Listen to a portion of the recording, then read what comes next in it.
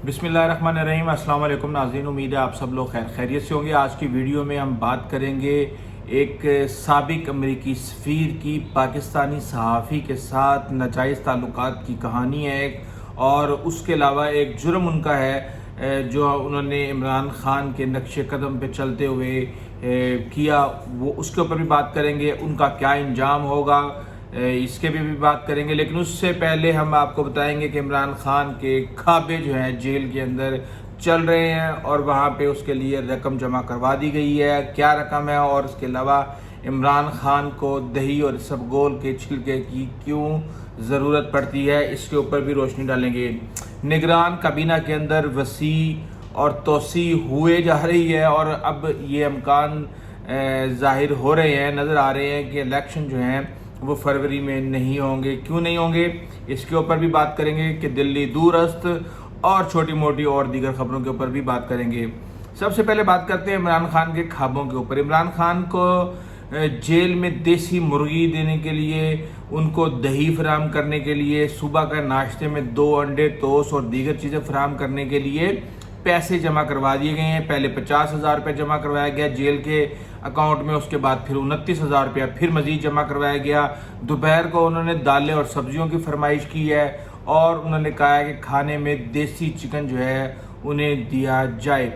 4 दिन जो है वो चिकन है, उसके अलावा ब्रॉयलर चिकन से उन्होंने फौरी तौर पे मना कर दिया। उन्होंने कहा जी मैंने ब्रॉयलर नहीं खाना, और जेल में वर्जिश के लिए मशीनरी भी मांग ली है उन्होंने, और इस तरह की दूसरी सहूलियात उन्होंने कहा है कि मुझे दी जाएं। मैं आपको एक वाक़या बताता हूँ। ये वाक़या है, मैं उस वक़्त ARY में था, तकरीबन 2014 की बात है। इमरान खान का इंटरव्यू करना था। इमरान खान अपने ज़मान पार्क वाले घर के अंदर थे और इंटरव्यू का हम इंतज़ार कर रहे थे खान साहब। तो एकदम से खबर आई कि जी खान साहब खाना खा रहे हैं और उन्होंने जी बुलाया है।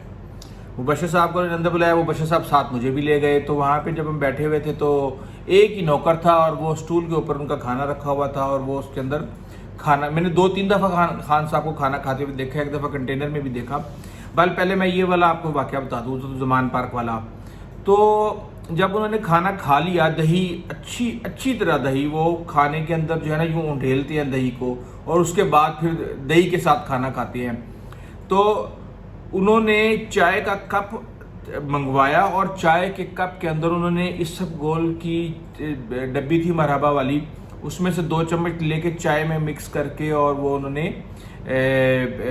इसबगोल का छिलका इस्तेमाल किया। और उन्होंने कहा कि जी मैं इसबगोल का छिलका, मेरी आदत है कि मैं रात को हर हाल में इस्तेमाल करता हूँ, और दही भी। ज़ाहिर सी बात है जो लोग वर्जिश करते हैं और बहुत ज़्यादा वर्जिश करते हैं उनको अक्सर जो है कॉन्स्टिपेशन की शिकायत रहती है, तो इसलिए इमरान खान ने इसका ये हल निकाला हुआ है। यही चीज़ मैंने कंटेनर के अंदर देखी थी जब धरना हो रहा था 2013 के अंदर, 2013-14 की बात है। तो कंटेनर के अंदर खान साहब का खाना आया, उसके अंदर चिकन था शोरबे वाला, राइस थे और साथ में वो जो नेस्ले की दही है उसका पूरा पैकेट था। खान साहब ने पूरे का पूरा पैकेट टक करके उल्टाया प्लेट के अंदर, और उसके बाद उसको जिस तरीके से कहते हैं दलिया बन जाता है वो करके और दगड़ वहाँ पे 15-20 बंदे बैठे हुए थे। बस उन्होंने किसी को कोई कुछ नहीं पूछा और खा के और उसके बाद तैयार होके और जनाब ठीक है जी चलो जी।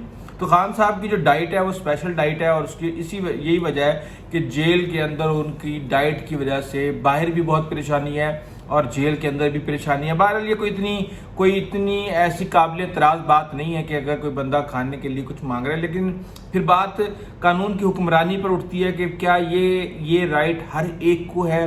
क्या पाकिस्तान के अंदर अमीर और गरीब के लिए इंसाफ के असूल और जो रवैया है वो हमेशा इसी तरह डबल स्टैंडर्ड पे कायम रहेगा? बहरहाल ये चीज़ें चलती रहेंगी, लेकिन मैं आपको बता दूं कि खान साहब तो जेल में हैं, बाहर आने के उनके कुछ चांसेस नहीं हैं। साइफर केस के अंदर भी फैसला महफूज कर लिया गया है और पता नहीं कितनी खुफिया गिरफ्तारियां उनकी डली हुई हैं। ये तो उसी वक्त पता चलेगा जब साइफर के अंदर उनकी जमानत होगी, क्योंकि उनको तो जुडिशल रिमांड पे भेजा हुआ है अभी तक।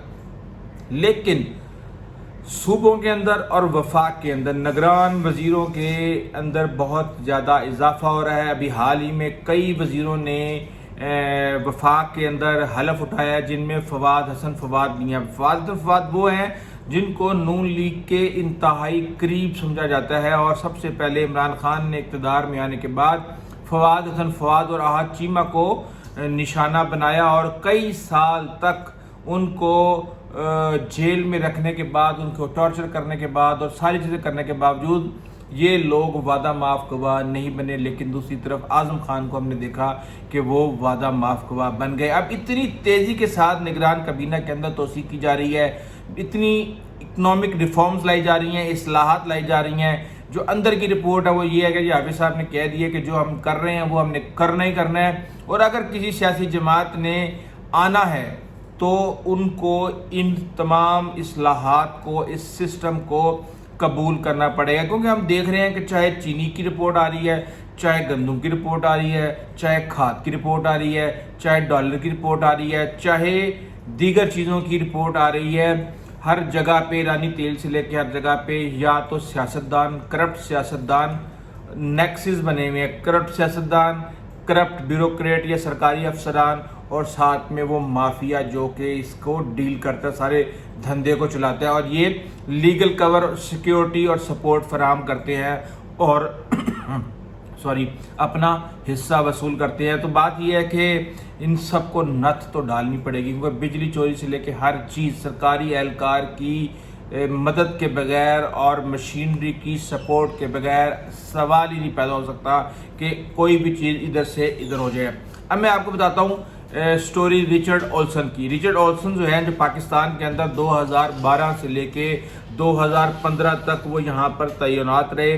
یہاں پہ 2012 میں ان کا تعلق مونا حبیب نامی جو ہے ایک پاکستانی جرنلسٹ سے ان کا تعلق ہوا، اور کہا یہ جاتا ہے کہ ازدواجی تعلقات تھے ان کے اس خاتون کے ساتھ، جبکہ رچرڈ اولسن جو ہیں وہ شادی شدہ تھے اور ایک ڈپلومیٹ ہی تھیں جن سے ان کی شادی ہوئی تھی، ان کے ساتھ ان کی زندگی ایٹ اے ٹائم دو تعلقات وہ چلا رہے تھے، اور انہوں نے مونا کو داخلہ دلوایا یونیورسٹی میں، وہاں پہ ہیلپ کی ان کی امریکہ کے اندر جرنلزم کے اندر، اور اس کے لیے عماد ضمیر نامی ایک پاکستانی ہی تھا، اور وہ کافی کرمنل ایکٹیویٹیز کے اندر انوالو تھا۔ آج کل وہ 16 سال کی قید کاٹ رہا ہے ڈفرینٹ چیزوں کے اندر جرائم کی وجہ سے۔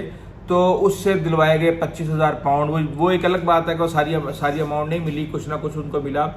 تو نہ صرف یہ بلکہ رچرڈ اولسن کے اوپر، مونا حبیب پہ بھی میں بات کرتا ہوں، لیکن رچرڈ اولسن کے اوپر ایک الزام اور بھی ہے کہ انہوں نے $60,000 کی UAE سے انہوں نے گھڑی لی، اور زیورات تھے اس کے اندر، جیولری تھی، اور وہ جو گفٹ ملا انہوں نے اپنی ساس کو دے دیا، اور وہ انہوں نے نوٹ ہی نہیں کیا، اور وہ اپنے سفارت خانے کو اور دیگر چیزوں کو اس حوالے سے انفارم ہی نہیں کیا۔